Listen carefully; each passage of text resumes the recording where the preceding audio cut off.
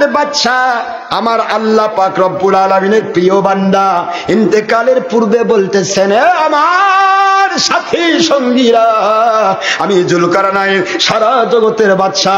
চারজন বাদশায় গোটা জগতের বাদশাহী দেওয়া হয়েছিল, তার মধ্যে জুলকারনাইন একজন, বুখতিনাসসার একজন, আর নমরুদ্দাটা একজন, আরেকজন হচ্ছেন হযরত সুলাইমান আলাইহিস সালাম।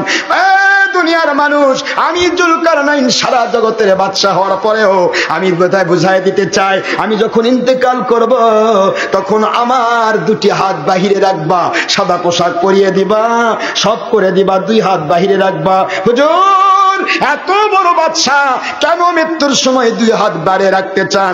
আল্লাহর ওলি বান্দা, আমার আল্লাহ পাকের মহব্বতের বান্দা বলে, রে দুনিয়ার মানুষ, আমার চাইতে বেশি সম্পদ, আমার চাইতে বেশি ক্ষমতাধর, আমার চাইতে বেশি রাজ্যের মালিক দুনিয়াতে আর কেউ আসবে না। আমি প্রমাণ করে দিতে চাই, আমি জুলকারনাইন, বাদশা জুলকারনাইন, জগতের বাদশা জুলকারনাইন, একদিকে উত্তর দক্ষিণের বাদশা, আরেকদিকে পশ্চিম পূর্বের বাদশা, এই দুইটাকে করনাইন বলা হয়েছে। সুবহানাল্লাহ বলবেন না জোরে? পুরা জগতের বাদশা হয়েও মারা যাওয়ার সময়ে আমার হাত দেখো খালি খালি, একটা রূপার মুদ্রা দেওয়া হলো না, একটা সোনার মুদ্রা দেওয়া হলো না, আমি খালি হাতে কবরে যাচ্ছি।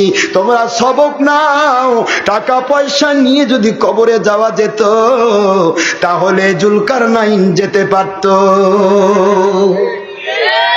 তিনি ছিলেন আল্লাহওয়ালা, কি জোরে বলুন, আল্লাহওয়ালা ছিলেন, তিনি ছিলেন আল্লাহর প্রেমিক মানুষ। তারপরে গোটা জগতের বাদশা কিছুই নিতে পারলেন না। আপনি আমি কয় টাকার বিনিময়ে আল্লাহর কোরআনের বাধা দিতে চাই?